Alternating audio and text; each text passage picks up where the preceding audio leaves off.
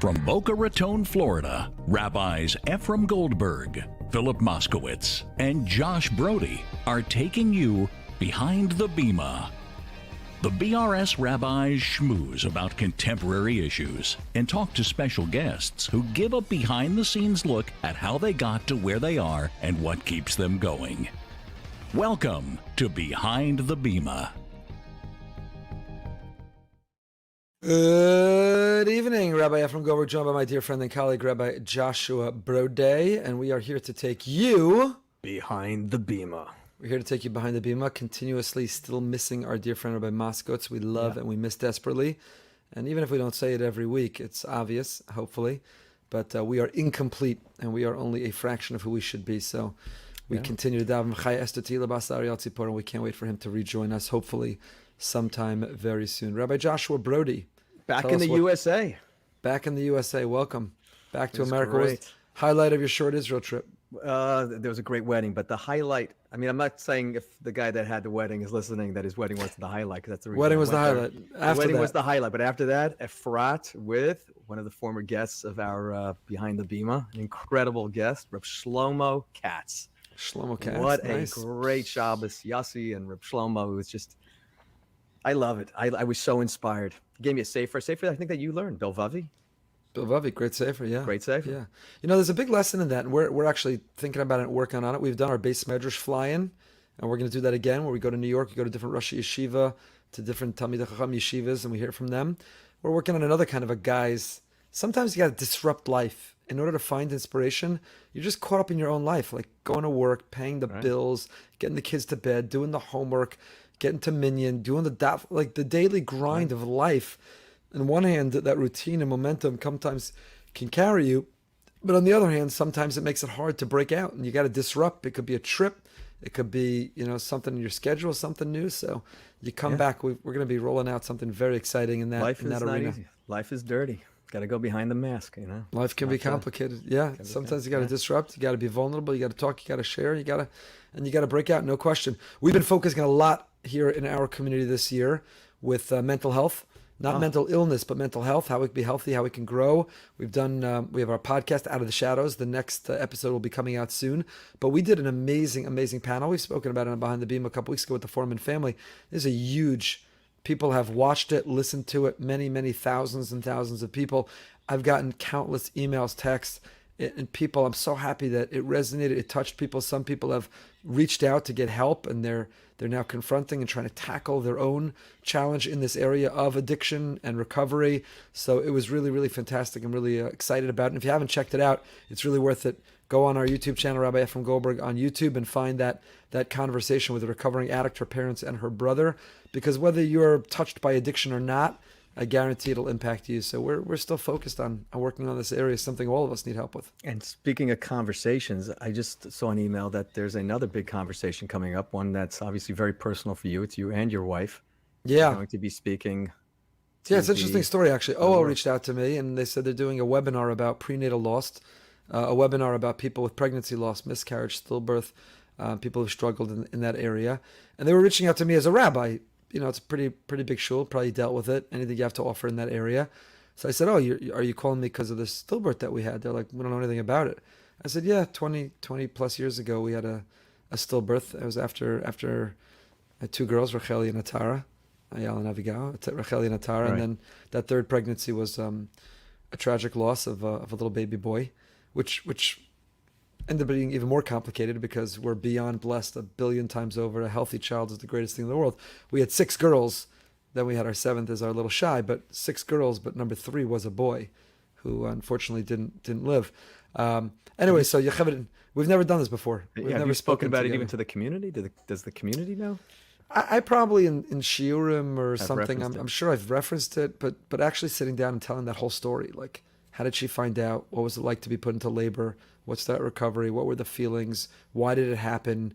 What happened afterwards to make sure it didn't happen again? Were we on the same page? Did we deal with it in the same way? What was supportive of the people around us and what was unhelpful? We've never, ever, not only have we not done it together, I don't know that we've even thought about all those issues through all the way that I just said them to you. So I'm excited not to share because it's about us in the least, but if you could take your experience and hopefully help others in a way that either validates their experience or even gives some tools for their experience. And it's really, in many ways, Yocheved's story. Obviously, from my perspective, it was a little bit different, but it's her story, and I'm happy that she's going to be telling it in her way what she went through. I will tell you this: I'll never forget when they wheeled her in the wheelchair out of that delivery room after having to deliver a baby who's not alive, and hold that baby in your arms, and they even send you home with a picture if you want to remember. It's a different world today. I still have that picture. So, they were expressing huge sympathy to Yocheved, and she looked at the nurses and she said, "Don't worry, I'll be back." I think there are a lot of people who don't want to get pregnant again, don't want it to happen again, don't want to try to have another child again. She said, "Don't worry, I'll be back." And a year later, she gave birth in the exact same room, that she had delivered that baby that wasn't alive. So, is she so that was nervous? powerful. Is she a little anxious? Yeah, we have a little date planned to go out and talk through what we're going to say, what we're going to talk about, what we're going to share, which I'm also not used to doing.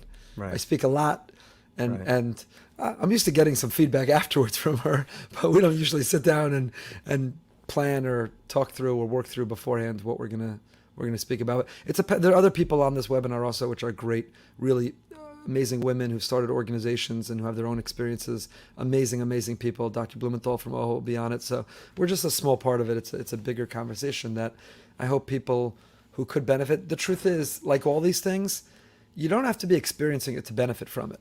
There's nobody alive who doesn't have contact with mental health, right? I mean, first of all, our own mental health, staying healthy, having people in our family struggling with mental health, friends or neighbors, children, classmates, grandchildren. There's nobody alive. There's not a human being who could tell me that they can't gain and learn from knowing how to navigate mental health. And similarly here, if you've been blessed, have no idea what I'm talking about, there was no miscarriage. You had a miscarriage also when we first married. But if you've never had a miscarriage, you never had a stillbirth, you never waited fertility problems or secondary infertility, then even if you think it doesn't relate to you, I guarantee you there's someone in your life who it speaks to very personally, and learning more about what you can do and how you can navigate and the tools that you can get can only benefit everybody. So these things are worth listening to, and thank God we're living in a blessed time that people are more comfortable than ever to talk about it. So let me ask you a question. You just mentioned two very, very traumatic experiences. Did you feel as a rabbi an obligation or something that you said, I should or should not share this with the community when it was happening? I was in the kollel at the time. It was 21 years ago. So I was in the kollel in Boca Raton. It was a different time. I wasn't even the assistant rabbi yet. I was in the kollel. I don't even think we were thinking that way. I think we were focused on I was focused on Yocheved and us, right, and its implication and taking care of the two kids while she was going through it. So I don't think I thought about it in that way. Did the other kids know about it? Yeah. I remember at that point. Yeah, somebody gave us a children's book that you can read to a little kid about because imagine your mom's pregnant, right? Yeah. You know from the third month, the fourth month, she's getting bigger. You're talking about the baby. You're talking to the baby. You're feeling the baby. You're listening to the baby. You're getting ready for the baby. And then mommy comes home. She's not pregnant, but there's no baby. Right. So how do you explain that? How do you explain that? So so how do people tune in and hear this talk? There is a link to register. It's on OHEL. We sent it out as a shul email. Is there a simple way to tell people how to do it? That is a great question, but we could share it afterwards and people will be able to find it online. You can register through OHEL. OHEL, Nechama Comfort, I Was Supposed to Have a Baby, and HUG, Hug, Hope, Understanding, and Guidance are all doing it together. Reimagining perinatal loss. So really great group of women, and moderated by David Mandel, the CEO of OHEL, Norman Blumenthal. And again, these conversations, everyone can learn everything and gain. Could all learn better what to say or not say or do or not do for someone in our life. A third of pregnancies end in miscarriage. People don't realize. I don't think we do a good job we should already be teaching you're a senior in high school, let alone you're in seminary, let alone in a college class. Right. We weren't ready for it. Anyone tell you? Did anyone, we were under the impression that you get married and then when you want to have a baby, you have a baby. Yeah. Nobody said it could not happen right away. Nobody said it could not, your dream could be crushed. It could go through loss. That a third of pregnancies, a high percentage. So I think we could do a better job also, not scaring people, but preparing people and building that resilience to know and to feel grateful when everything does work out what an absolute incredible bracha it is that nobody should ever take for granted. But I think that experience, as horrific as it was at the time, made us a better rabbi in Rebbitzin, made us more empathetic, understanding. I hope, made us capable of taking that experience and using it to try to help others in that way. So, yeah, Can't wait to hear it. Yeah, I'm a little nervous. Just nervous because it's uncharted territory. I haven't really shared it. Hasn't been about us or our story. Right. Usually I'm teaching Torah and telling other people's stories. Right. Listen to this great story. Very personal. But yeah, it's personal. But on the other hand, thank God we feel very blessed 21 years later. I will tell you this, and then let's bring on our guest and get started. I will tell you this, and we don't think about it. I don't think about it often. Again, thank God we're blessed. We have a big family, children, and at this point, grandchildren. Feel incredibly, incredibly blessed. And we bless everybody trying to have children. Should have healthy and successful children, a lot of nachas. But there was, that day that it happened here in Boca, there was another rabbi, Nicolo, also, who had a baby that day, a baby boy that day. Right. So, okay, that wasn't hard for me. I was able to be happy for him. I didn't think one was connected to the other. But even now, like, they moved a long time ago. Shortly after it happened. But that family's name came up recently for some reason. Yocheved mentioned it. And I said, I wonder what their son's up to. Like, he's 21 years old. Is he in yeshiva? Is he married? Does he have kids? Like, what's he up to? Because that moment makes you think, like, wow, I haven't thought about it, and I don't think about it. Because I've got a funny life. I've got 6 girls, and then I have this just 10 years old Shy. So I'm like an old man father who's got a lot of experience raising daughters, but everything with Shy is new at 10. You could give me a lot of lessons about that, but I could have had a 21-year-old son.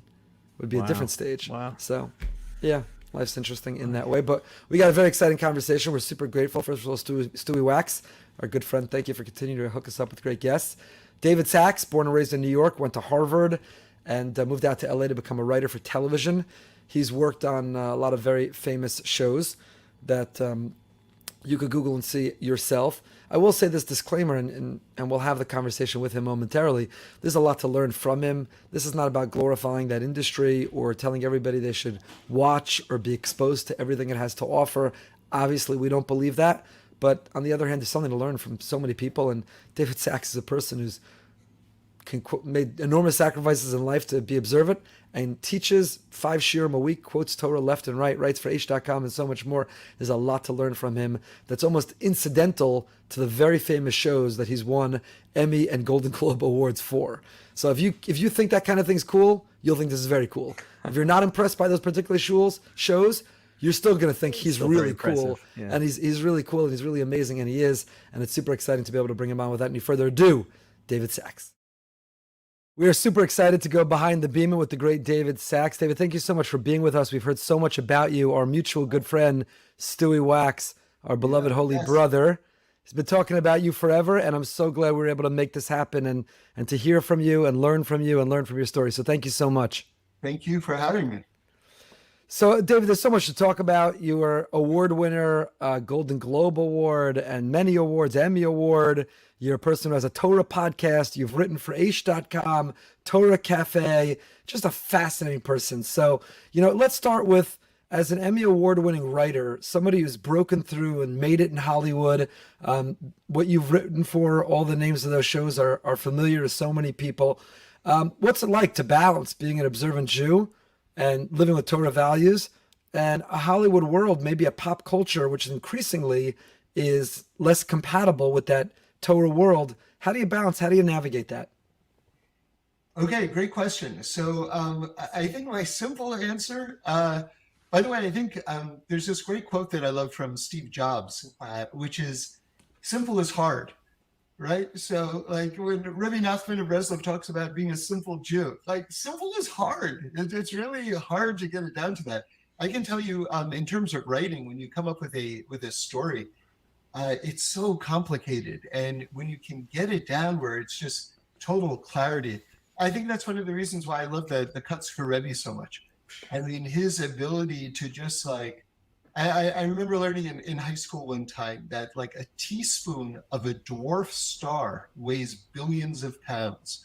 You know what I mean? To be able to condense like incredibly, complex things in just like a very simple form is just so so ethereal and wonderful. So why am I saying all that? Because you're asking me about balancing Hollywood in the world. Well, so my simple answer, which maybe isn't so simple, is that God is one.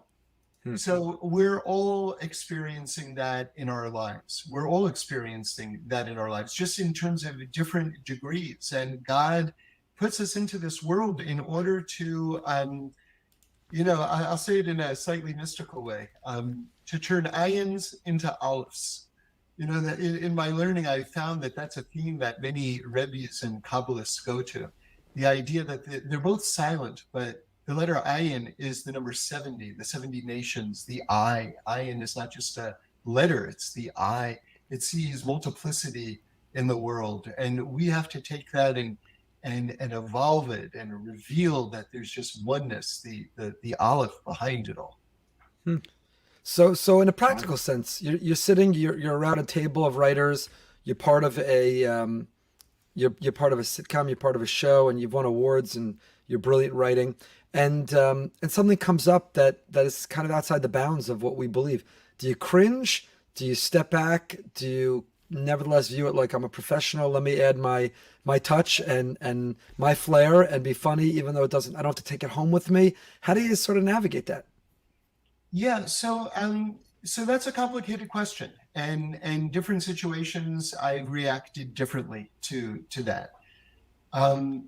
So when firstly I was on the show, I had this idea. It ended up being called Lewis Black's Root of All Evil, right? It doesn't sound like a very promising title, does it, from a Torah perspective? But it was very much born from a Torah idea. It ran on Comedy Central for a couple of seasons. And like I said, I created the show, and what my intention was, I wanted to put American pop culture on trial. Mm-hmm. And so so you had a judge and you had two stand-up comedians as the prosecuting attorneys. And kind of the joke was that each attorney was out to prove that their client was more evil. Okay. And so we had shows, like we had episodes where like Disney versus Scientology, like which one is more evil? You know what I mean? And they would each make a case for why their client was worse. And so what I was able to sort of like come up with, which is hard to do, which was a way to critique popular culture in a way that would be genuinely funny, and to smash these sort of like sacred cows and these idols that people are making out of, celebrity and things like that, without preaching. Now that was the idea on paper. Now, how did it actually work out? Well, these stand-ups that we were hiring were like the top stand-ups in Hollywood. And this is on Comedy Central late night, which means that a lot of them, an industry term, I don't know if you're familiar with it, work blue, which means that they would use very off-color humor in order to make their very intelligent points, right? So we were scripting their sort of like their material, but a lot of stand-ups want to do it in their own voice, and a lot of them write for themselves. And so they kind of like took our script as a suggestion, and then they got up there and they kind of did their act, which was often extremely off color. But at the same time, they were serving the purpose of attacking and tearing down these idols. And so I found myself in a very kind of ambivalent place where language was being used, not quite in my name, but my name was on the show. I had created the show. I was producing the show. So it was sort of in my name, but at the same time, this is what I was going for, right?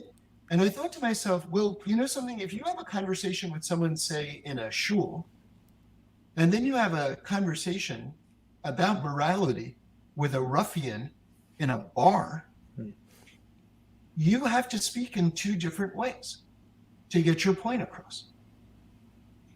And so and again, maybe this is just an elaborate rationalization on my part. I'll find out at 120. But I did feel in the moment that this is how you talk in a bar in order to get your point across. And Did again, you get pushback? Did you get pushback from colleagues or from the industry in general that why are you tearing down that sacred cow?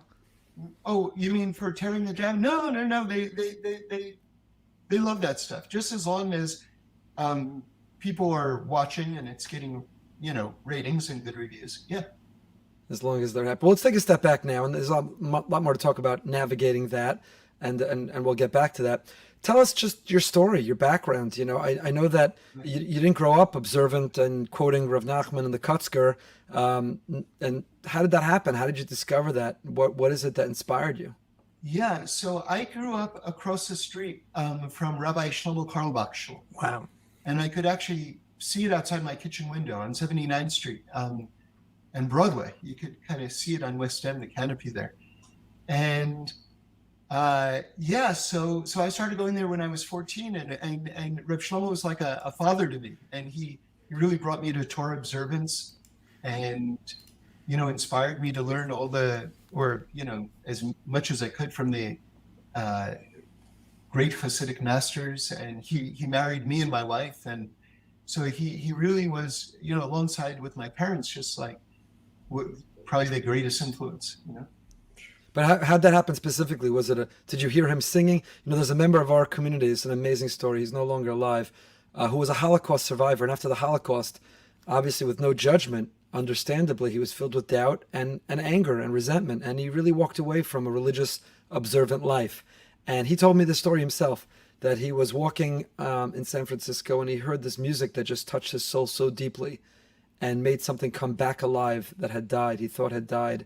And he was drawn to it, almost like a magnet. He couldn't resist it. And it turns out it was Sukkot, and it was the House of Love and Prayer, and Reb Shlomo was singing.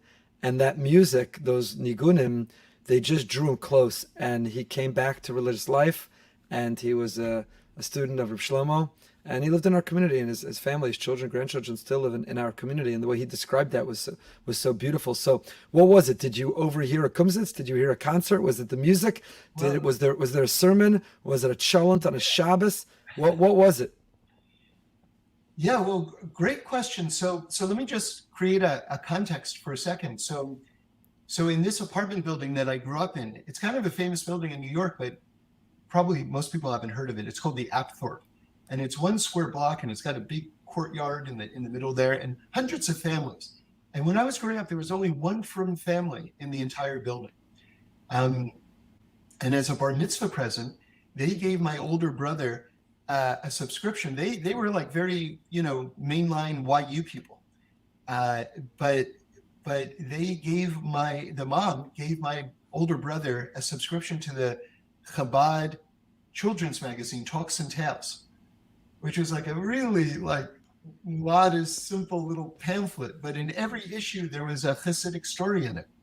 And so when I was like a young kid, even though I was growing up in this Reformed family and going to, temple and Sunday school and all the rest, I was reading these Hasidic stories as a young kid. And that became really the foundation of my Jewish education, because every Hasidic story is the same. They're all different, but they're all the same. And by that, I mean, they all have like 3 main things in common that I've noticed. 1, there's a God. 2, he loves you. 3, he's intimately involved in every detail of your life. So if you know that, what else do you need to know? Right. So toward the end of my grandmother's life, she was staying with us, and she wanted to go to shul, and she couldn't walk so well. So this neighbor recommended, the closest shul is Reb Shlomo Shul across the street. So she started going, she loved it. She brought my mother loved it. My brother brought my sister, she loved it. And then they brought me. And what's kind of slightly different about my relationship with Reb Shlomo than say like the average person's is that I didn't know anything about the music, like at all. To me, my relationship with him was as a pulpit rabbi, which is sort of a little bit not the common experience. And so what just completely galvanized me, just changed my whole life, was when he started telling over the Hasidic stories that I remember reading from earlier in my life. And just the stories of the tzaddikim and the Mesiras Nefesh and just the Dveikuskait and just just the beauty of their Torahs, like that's what did it. Wow. That Can I ask you a connected question? you. What was it like? You've been to so many shuls, I'm sure, and you walk into his shul. What was it the experience like before you even got to know him? Well, I don't know why, because it's almost the opposite of what I want to say, but there's a great Torah. I wish I could tell you which Rebbe said it. He said, you know the difference between an Aveira, it's doing something wrong, and a cold mikveh? He says, with an Aveira, you go, ah, ooh. And with a cold mikveh, you go, ooh, ah. So why am I telling you that? Because it really is the opposite. When you walked into Reb Shlomo's shul, it was like walking into a war mikveh. You know what I mean? There was no ooh. It was only ah.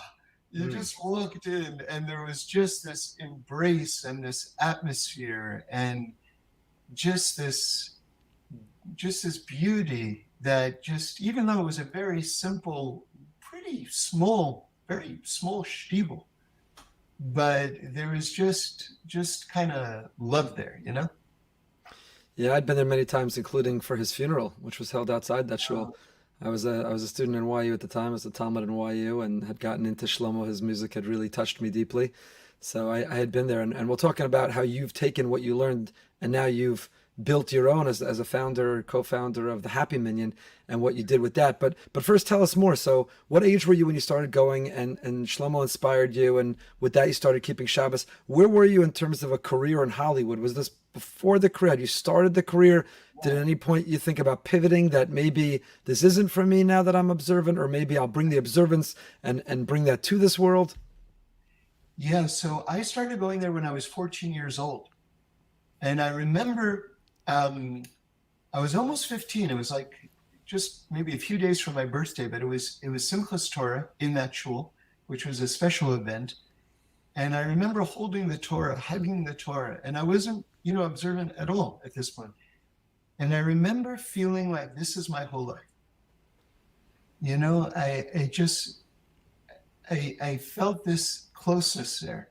Now, the reason why I'm telling you that is because I started keeping Shabbos when I was 24. So 10 years passed. And during that time, I tried to keep that flame alive inside of me. That's when the years I was in high school, and when I went off to Harvard, and when I started out in Hollywood, the first couple of years out in Hollywood, that was that 10-year period. And there came a point where I felt like I had experienced a lot. Like, I broke into Hollywood when I was 21. I was writing for an HBO show on a writing staff of an award-winning show when I was 21. Right after college. It was a total bracha. I bring that up because I was really kind of blessed to set like a lot of big goals for myself when I was younger and actually see them fulfilled. And I was able to see up close and personal that all these things were wonderful. I was having a great time, by the way. It was all great.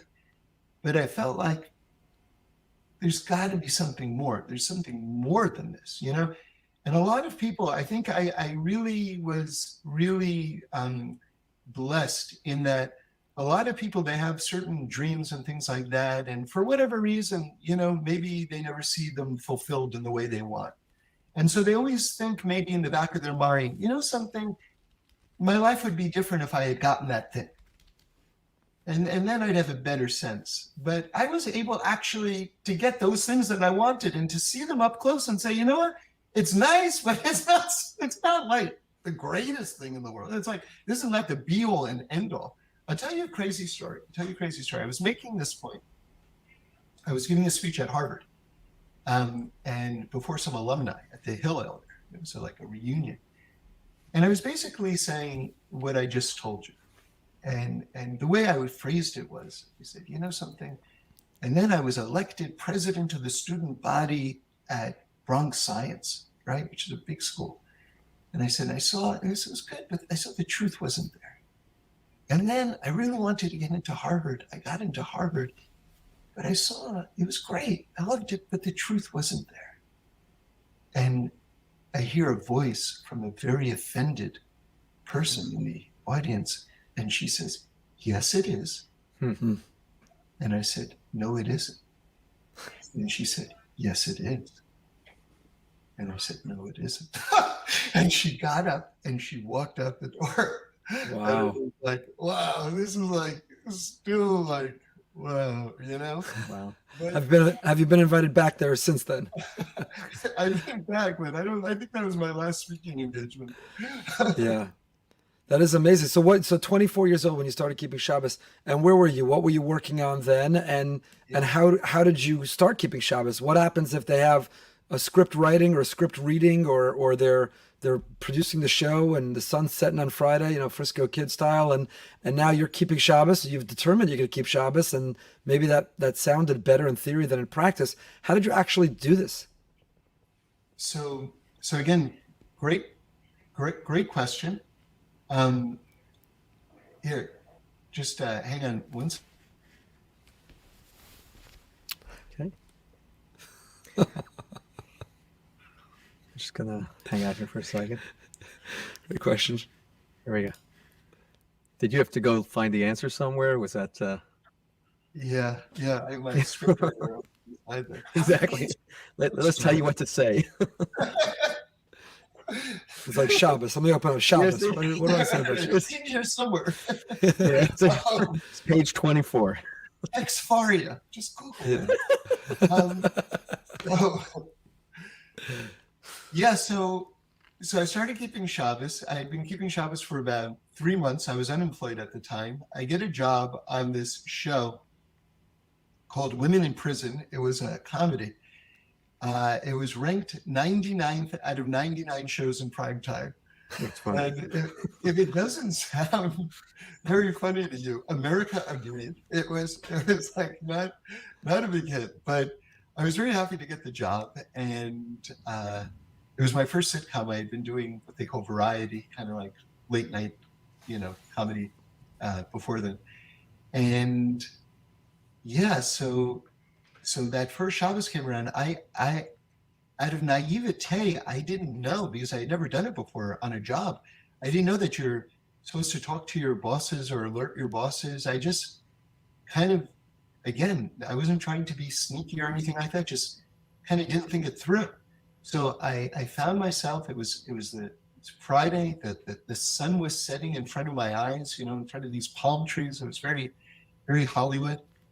And I lived just a few minutes from the studio. But there came a point where I realized that if I didn't leave that meeting, and there were about 10 or so strangers in front of me, these things are very personal, spiritual things, especially in the beginning. You don't necessarily feel comfortable discussing them with anyone, much less a room full of strangers in a business setting. And now I found that I had to leave this meeting. And I did not know what to do. And so I just stood up and I left the room. And I think, in retrospect, people probably thought I was going to the bathroom, but I never came back. They're still looking for you. Yeah, right. Is he okay in there? And I remember running to my car. And I always think of this story. Rabbi Mordechai Beffer, I just was with him in Johannesburg for the Shabbos project a couple of weeks ago. Rabbi Beffer gave me permission to use his story because I love it so much. He was put up in Hong Kong, like something like on the 80th floor of some high rise for the Shabbos program we was doing, and he didn't feel comfortable using the elevator, and so he was walking up the service stairwell, and he was like on the 75th floor, right? And he sees this like Asian worker like looking at him, and he feels like he has to give him an explanation. And so he says to him, "You don't understand. It's my day of rest." So anyway, I felt like for a day of rest, this is going to kill me. This is totally stressing me out. So I talked with my bosses the next week, and I think the exact words that I used were, I said, "Would it be okay if I left a few hours early to observe the Sabbath?" And they looked at me and they said, No, it's not okay. And had we known that you wanted to do this, we never would have hired you to begin with. And now you have to make a decision. So think about it. And my decision was already made, but they told me to think about it, and I didn't want to be confrontational with them, so I said I would think about it. And I called my agent. I got back to my house, and he said, "What are you going to do?" And I said, "What do you mean, what am I going to do? I'm not going to work." And he said, "Well, then you'll never work in television again." And, there's this famous line from old Hollywood movies, which is, "You'll never work in this town again." And it's like, I was like, wow, people actually say that, and someone's saying it to me. It was like this weird moment. Anyway, we went to the studio, and long story short, they liked me, and they made the accommodation, but it got more intense. Anyway, it's a longer story. But David, let me interrupt you because I want to make two observations before you continue with it. Yeah. One is, the fact that you shared that you had met these benchmarks, you had realized these dreams, and you realized there was still some more. And that's why I think it's amazing to be having this conversation. And thank you so much for joining us behind the Bima, because there's a world of people who grew up religious, who grew up with Torah, grew up with Jewish education, who grew up with strict Jewish observance, and they mistakenly think there's so much more. If only I could break into Hollywood. Those actors, those writers, those Golden Globe and Emmy Award winners, they're happy. They've made it. They're famous. They have money. And here you are. You have all of that, and you came back to what the person who grew up with it had. You came back to it, and you said, I have it, and I'm missing something. I want truth, and I want Shabbos. So that's observation number one, because I think it's really important for us, for our audience, for our kids, for our community, to hear from somebody who reached it and who's still there, and who still says there's something more, and that more is Torah. And number two is, and I think this is really amazing, is that, the cynic, or I shouldn't say cynic, the religiously cynical person might read your bio or see you're on our program and say, this guy, he wrote for the Simpsons, Third Rock, Malcolm in the Middle, Louis Black, this is Torah. To which I say, have you ever had to make that choice between your job and Shabbos, your career and your dream and Shabbos?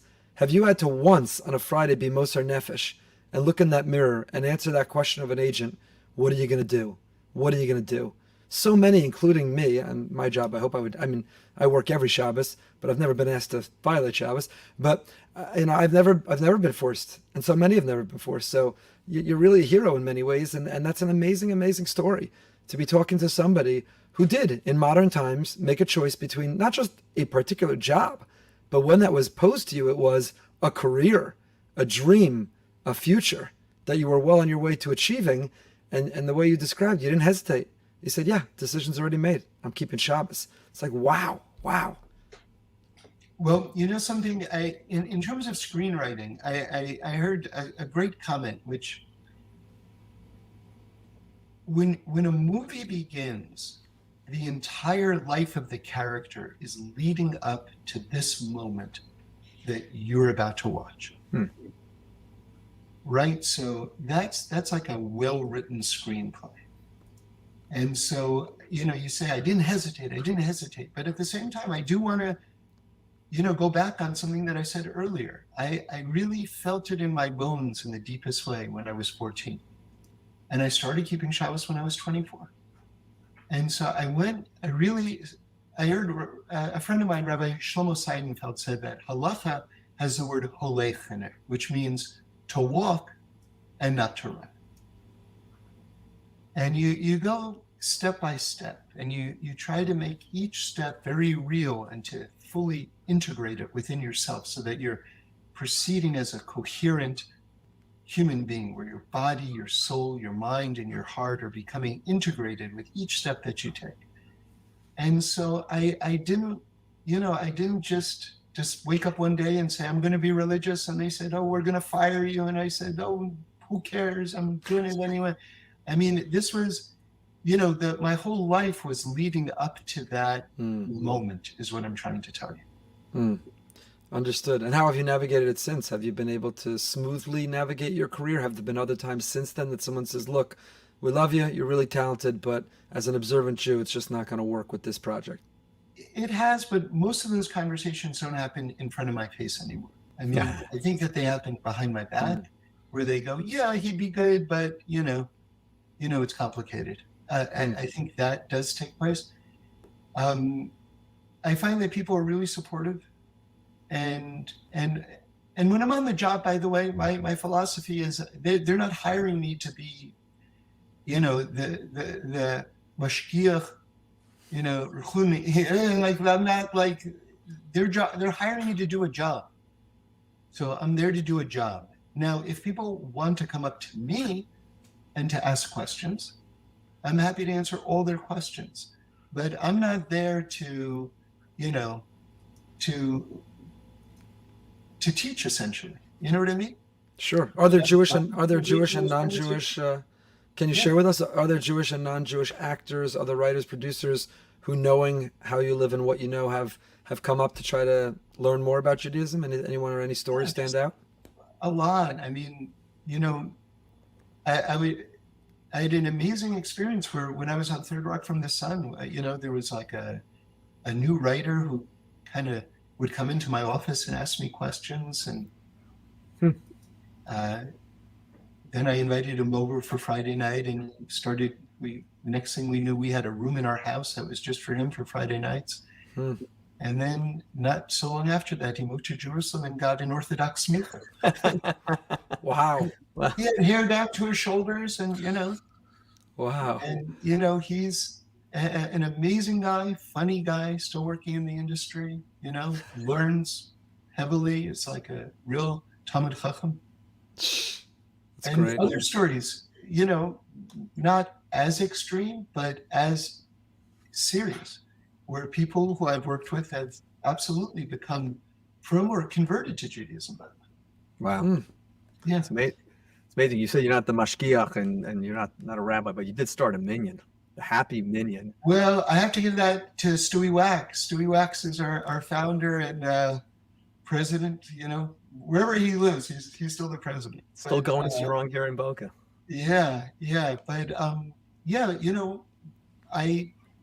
I was fortunate enough to live in one of the areas in the world where there was a core group of Reb Shlomo students, Hasidim, who were within walking distance to each other, which isn't, because he was traveling all around the world. That wasn't always the case. But here was like a core group that lived near each other. So we were actually able to form a community. And we've been going now for about 27 years, approximately. Wow. Yeah. What makes it special or stand out? How is the happy minyan different than the typical Shabbos morning minyan? Well, we've got the world's greatest chazan. We've got, Yehuda Solomon from the Moshav, of the band Moshav. And he grew up learning the Nagunim sitting on Reb Shlomo's lap. You talk about a Masorah. He's got the authentic Masorah. And there's just every you've got people with shtreimels, people with tie-dyed t-shirts dancing next to each other, people who've never walked into a shul before, non-Jews with dreadlocks walking in. Like you've got really this unbelievable spectrum, and there's just this feeling no one feels judged. There's just whatever you're wearing is the right thing to be wearing, and everyone who's there wants to be there. So it's just an awesome place.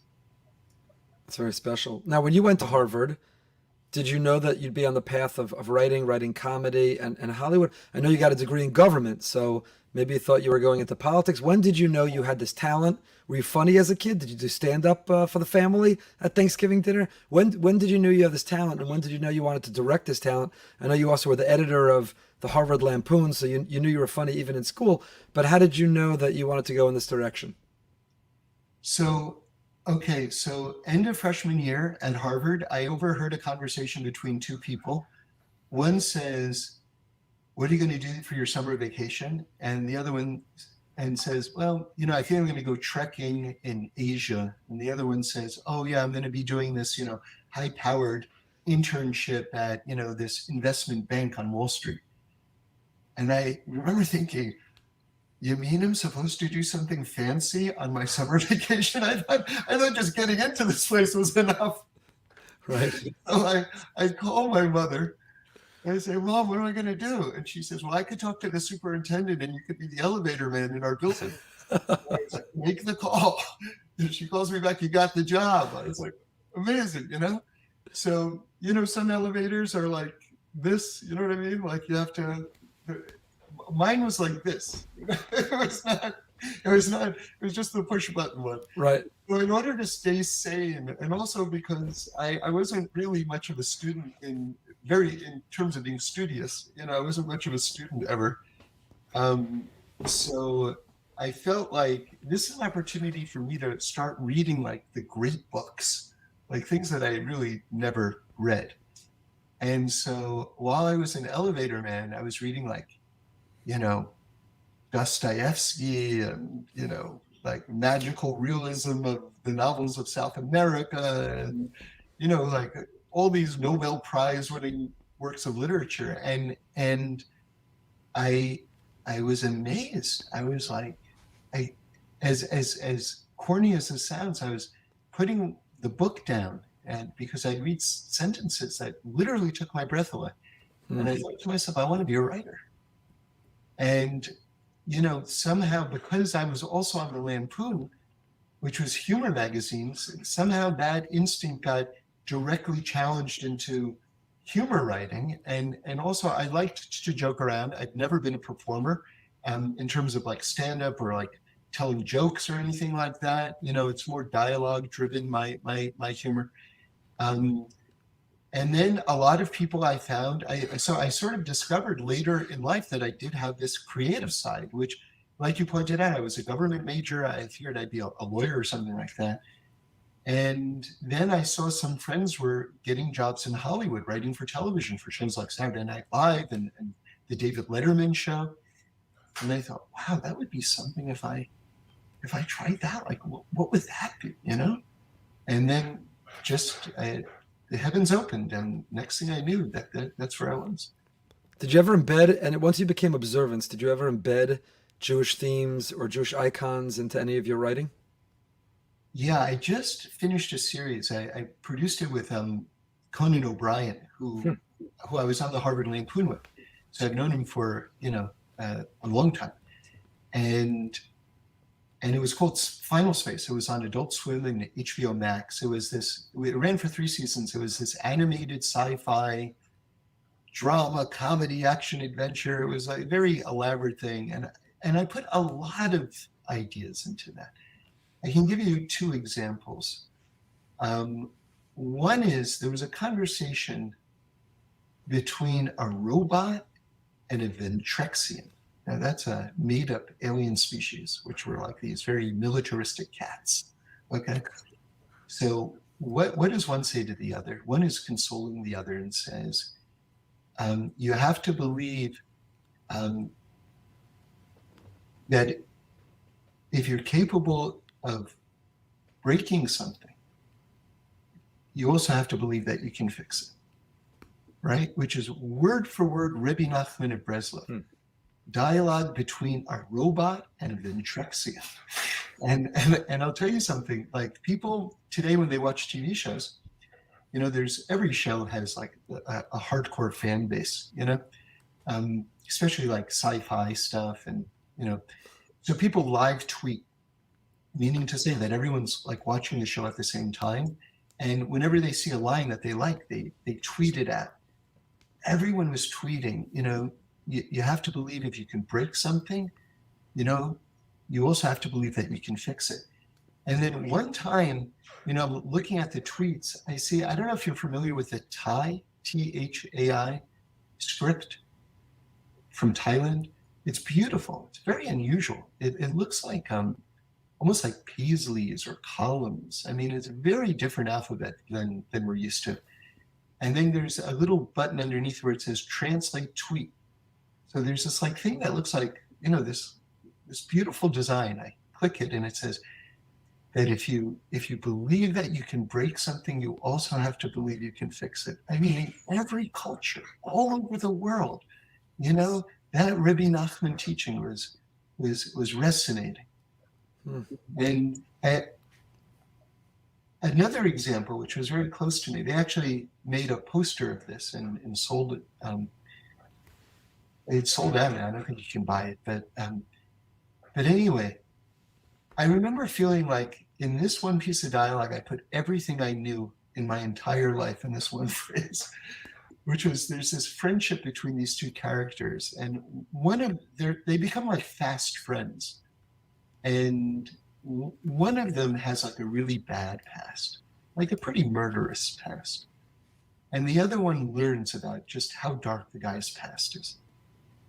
And he turns to his new kind of best friend and he says, well, I guess you don't want anything to do with me anymore, right? And this is what he says back to him. This is what I wrote. He said, all of us are broken. The only question is how much and how far are we willing to go to fix it?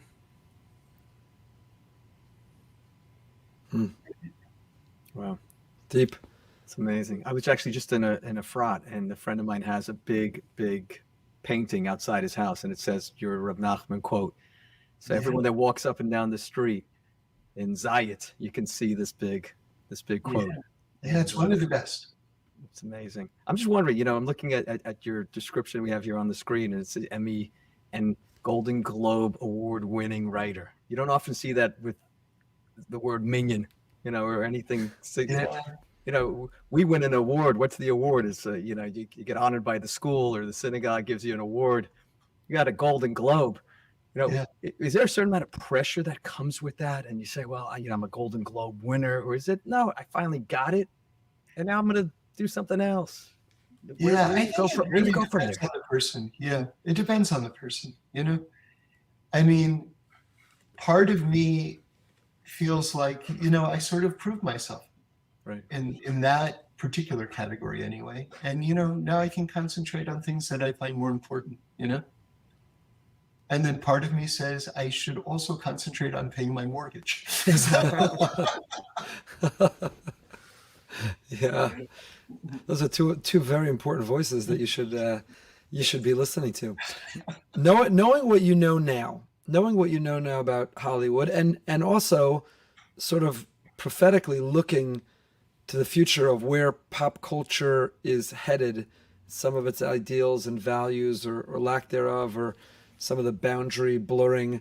If a young person came to you today and said, David Sachs, I daven with you, or in the Minyan, me, you've seen me growing up, I'm getting a Jewish education, I've grown up observant my whole life. I'm really deciding I could do accounting. I'm thinking maybe medical school, maybe law, or maybe Hollywood writer. What do you think? Knowing what you know now, would you steer a young person away? You're navigating it because of when you began and when you became observant? Or would you say, no, if that's a dream, you can make that happen today in a way that won't compromise or impact your family? Yeah, I mean, I genuinely believe every single person has like a very special individualistic light inside of them. And you have to reveal this special truth that's been put inside you into the world. That's part of the geula. That's part of the fixing of the world. And I think it would depend on a few things. Is the person genuinely talented? Right? That's one thing. A lot of people want to do something, but they're not. That doesn't mean they're great at it. Is the person genuinely great at it? Are they going to make a contribution? They can make a contribution that can change the world through a movie by putting an idea into the world. That can change the entire world and bring Mashiach closer. There's no question about it. Not only that, but comedy is not a small thing. To make someone laugh and to give them strength to deal with the challenges of their life is a very healing, very important thing. So it's not just Bittelsma, it's not just a waste of time. There's a great example. You may have heard it. When two people give $1 to a homeless person, right? So, but for one of those two people, that was his last dollar. Right? So on the outside, it looks the same. But on the inside, two different stories going on. Mm-hmm. So I think that you would have to really understand what's going on with that individual who wants to go into the industry. And one thing that I would say is that even me, who's had, by certain measures, a great deal of success, I've still had tremendous ups and downs in my career. There've been feast and famine periods and a lot of difficulties. And so it hasn't been all fun and games. And it's not like, if you go into a career in Hollywood or in any aspect of show business, you have to be ready to battle great instability. And, so even if a person has talent, they also have to have a partner and the desire to weather that type of lifestyle, which is maybe not necessarily the case at, say, a corporate firm or something like that, where you've got a steadiness. And so that's a factor too. Yeah, I was wondering, do you get a lot of people asking you, "Hey, I got my son or my relative is wants to break in. Can you help them?" Or do people come to you and say, even for the local shul dinner, you have so many connections with so many celebrities. Can you help us? Basically, Rabbi Broide wants to know if you could get Conan O'Brien for Behind the Bima, is what he's asking. Conan was great. You see the one where he goes to Israel? That was so much fun. Yeah, great one. Yeah, he's an awesome guy, just so down to earth and intelligent. Yeah. I get all that on a pretty regular basis. Yeah. Yeah.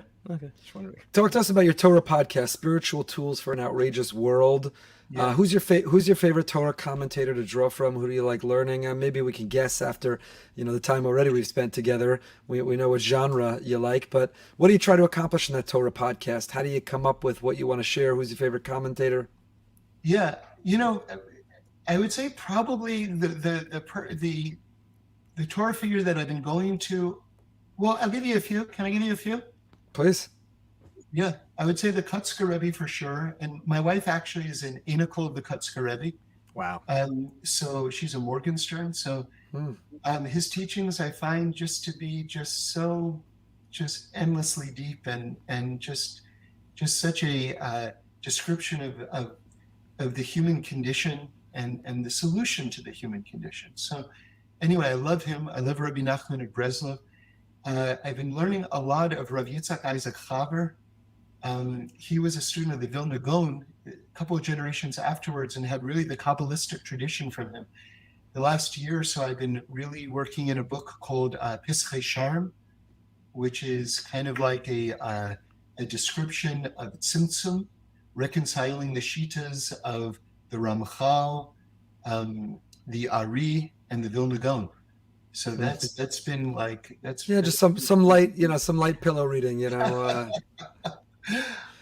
of course Reb Shlomo, Reb Shlomo is like that is kind of the trampoline that can take you everywhere. Now, it's interesting that you love the Kutzker, because the Kutzker, of course, cuts right to the MS, his commitment to truth without any. But on the other hand, the Kutzker was, pessimistic is is not a fair description, but he was a sobering personality. His Torah is very sobering, and you come across as so happy, and you're the founder of the Happy Minyan, and so positive and so optimistic in that demeanor. So it's interesting that you say the Kutzker. How do you reconcile that? But even more direct, how do you stay happy? Even in this conversation, you tell a lot by a person's default demeanor. Some people look miserable and depressed even when they're in a good mood, and other people just have a permanent smile, and it could be the worst day, but the default face feature is a smile, and you're smiling. And our buddy Stewie tells us you're happy all the time, and you've got that. Is that something you work on, that happiness? Does it come naturally? Do you have to overcome some inertia to stay happy? Sure. So probably a little bit of both. I think that I probably have a disposition toward happiness, definitely. But at the same time, it's something that I definitely work at. There's that great phrase that we all know, Ivdu es Hashem b'simcha. So the simple way of it, translating that is that, you should serve God with happiness. But I remember one time I was not in a great place emotionally, and I thought about those words, Ivdu es Hashem b'simcha. And I thought to myself, another way to read that is it's work. It's like hard work. It's a voda to serve Hashem with happiness. It doesn't come easily all of the time.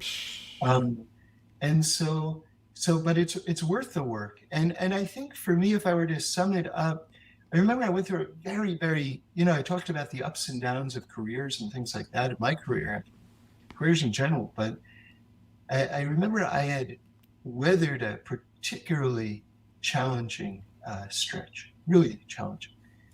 And I remember just kind of talking with myself and asking myself, how did I get through that?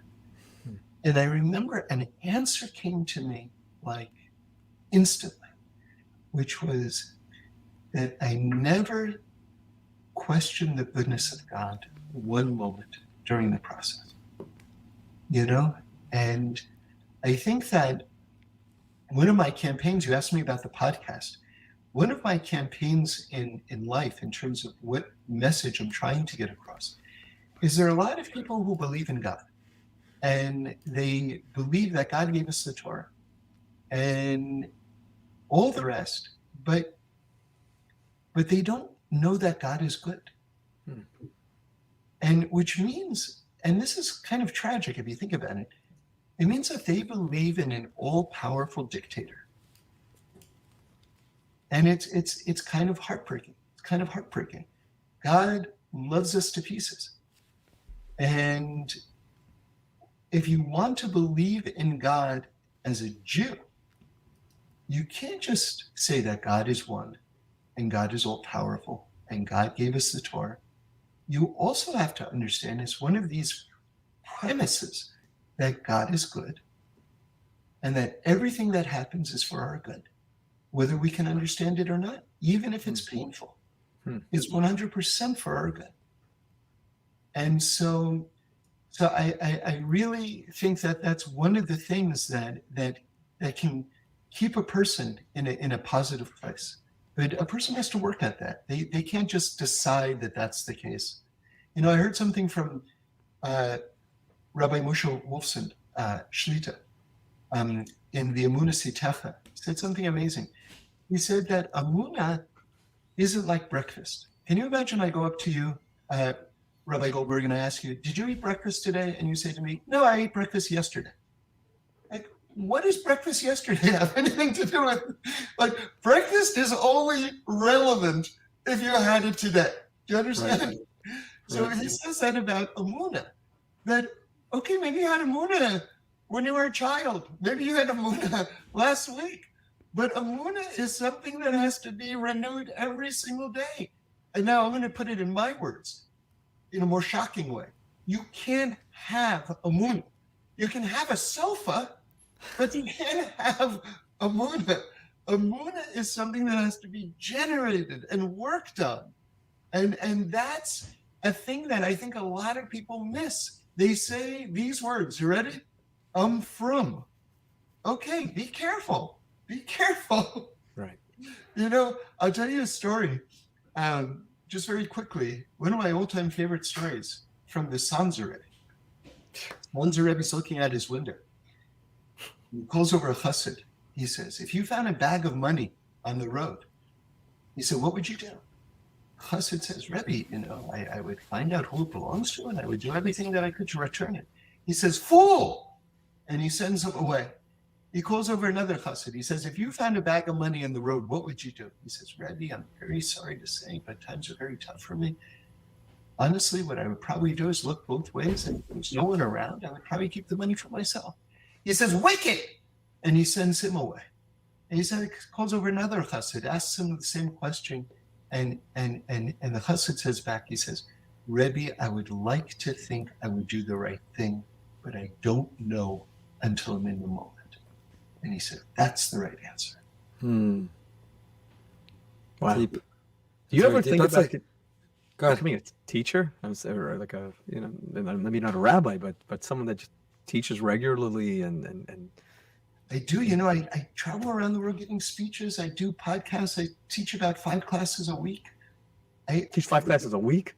Yeah, I teach a lot. More than most rabbis. It's all through the house. You're doing it through the Happy Minion? Where are the cloud? Where can people find you? Yeah. I get invited to places and, Wow. I mean, I just was invited by the chief rabbi in South Africa for the 3rd time, actually, to Johannesburg for the Shabbos Project. I was just invited to Miami to be part of the Chabad's National Jewish Retreat. That's great. Wow, good for you. You made me think when you were describing Emuna yesterday, today.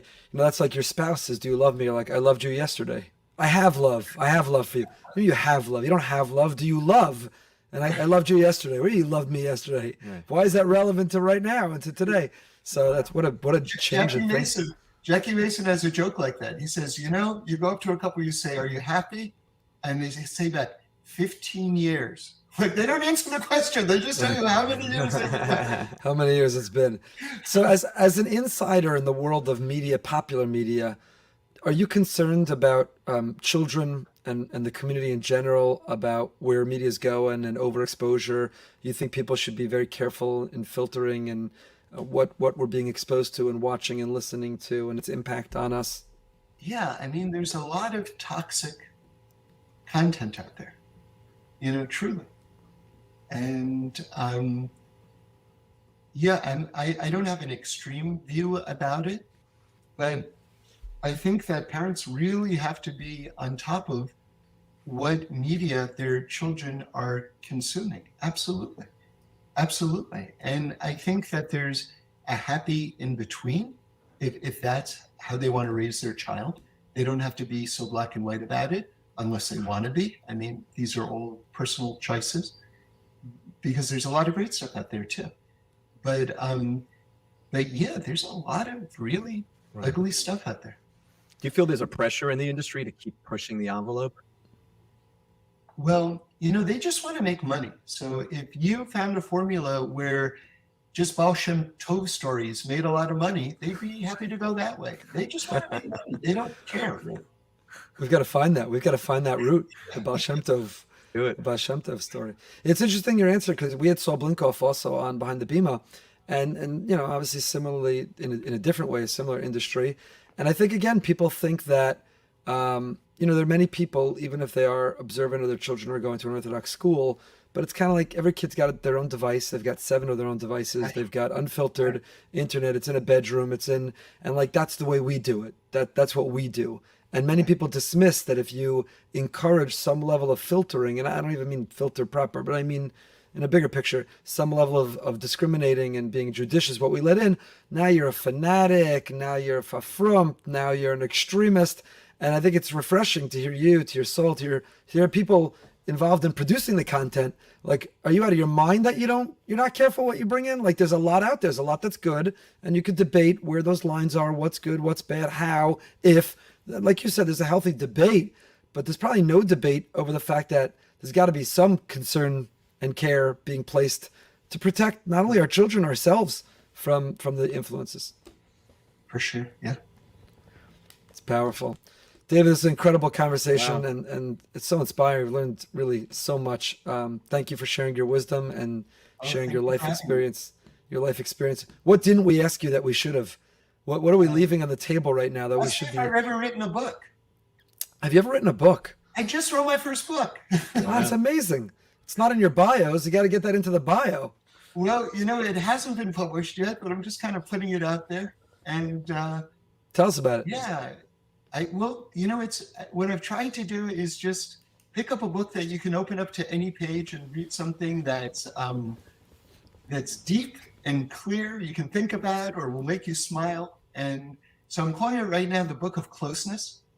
And it's like an awesome collection of thoughts, like some of my favorite thoughts and teachings that I've been, putting on the podcast and things like that for the last 20 years or so. Where can we get it? Where can someone get it? Well, it's not available yet, but it's going to be coming out on Deuteronomy Press. That's Deuteronomy Press. Yeah, easy. But it's on all 5 books. It's not just on Devarim. Well, yeah, right. It's not actually. It's just general teachings. Just general teachings and thoughts. We are definitely going to look for it. Thank you for sharing your light and your joy and your wisdom with us. Really amazingly inspiring. And we look forward to continuing to find you online and offline and listen and learn for a long time. I post a new podcast every Sunday, just about. Spiritual tools for an outrageous world. Wow. We can all use it. We can all use them. So thank you so much. And hopefully we can host you in our happy minion here in Boca Raton soon. Get a little reunion for you and Stewie. We'll get together and sing and dance. Thank you so much, David. You will. So Rabbi Broide, what'd you think? What stood out to you about David Sachs? You see that smile, that joy, that sweetness, the sweetness. It's that story that he told about how someone became, I guess, religious, and they started becoming a lot more engaged and observant. You could see why, because when you have people that just love people and are just always so happy, people are curious, like, well, what's doing that for you? So light. He's got light, and he's got joy, and he's got wisdom, and it is contagious, like you just said. It is contagious, and so many people that are dark and down and pessimistic and fabissina, and that energy. We all put out an energy. What's amazing is we're on technology. There are some podcasts that insist you have to be sitting in person and multiple camera angles, and for us, this is just like a side thing. We have full-time. I couldn't even get on the link before. Yeah, there you go. So we are amateur hour, sort of by design, not because we don't want to bring you the most professional experience, but this is not our life. But why am I saying that? Because David Sachs, over technology from far away, there's an energy that just comes through the screen. And I don't know. It's kind of the thing that's unsaid. He had so much wisdom. He said, there was a lot that was said, but even unsaid is the energy. Yeah. And I think we could all work harder to put across the different energies. Just have a good energy. And he's humble. Have energy. I'll say the guy can be very arrogant. I just won a Golden Globe and Emmy. I mean, I'd be pretty. It's very impressive. I might have actually had that Golden Globe like in the image, like in the scene. Now he's got a look, by the way, because here our picture we have on the flyer and the overlay. He's got the look, the black T-shirt, black jacket, black hat, black glasses. Yeah. And the interview, he was wearing that. Do you think his closet is filled? That's the only wardrobe he has? It's a great question. That's a great question. Now you've got a similar feature because you've got a defining part of your wardrobe. What is the defining part of your wardrobe for those who don't know? It's my boots. Show us. Lift your foot, Rabbi Broide, for those watching. I'm actually not wearing them right now, but they're right over there. The boots. What kind of boots are they? Doc Martens, and I just ordered a new pair because every 2-3 years they get worn out. They still make them? Are you the only consumer in 2022 of Doc Martens? I think there are actually a lot of girls are starting to wear them again now. How did you get? Is it because it gives you a couple more inches? How did you get into Doc Martens? That's a good question. It was actually a thing. It was back in the day. It was like it was a look. It was a look I was going for. Still trying to go for. And first of all, I love the idea of a boot because it's like I'm working. I'm for the Montoya Circle terrain. When you're hiking through.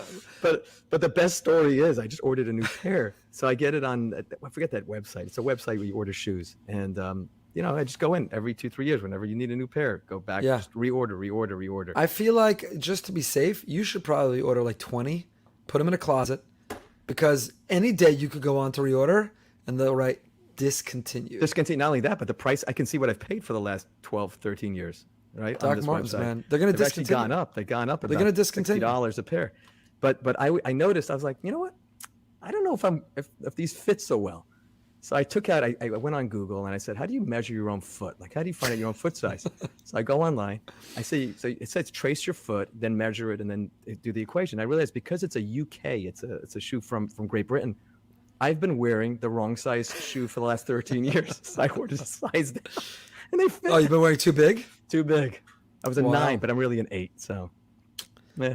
Too big. If it was too small. If it was too. Now that's a signature look. I recently was at an event. I ran into Jeff Seidel, who's going to be coming on behind the Bima. Jeff Seidel. He's got, what are they called? Not bowling. They've got another name for them. He's got also a look. Now I think his look is by design because if he says meet me at the Kotel, I'm going to hook you up for a meal. I'm wearing saddle shoes. Look for the guy in the saddle shoes. So you're the guy in the Doc Martens. He's the guy in the saddle shoes. What am I? I'm the guy with the huge yarmulke. Is that me? Well, I don't have like a Twitter account for shoes. That's true. Not until we'll see. We'll see. Somebody listen. Somebody watching. Brody's boots. Can you make Broide Doc Marten Twitter account? Yeah. Listen, those boots have a lot to tell. A signature look. Those until you walk in another man's shoes. That's it. Especially when they're the right size. There's nothing like it. 100%. Rabbi Broide. Shorty. That's it, right? Get the right size. Rabbi Broide, always an amazing pleasure. It's always a great time. Always a great time. We learn a lot. We miss our dear Chaver. Can't wait for him to be back. But until next time, we wish all of you stay happy.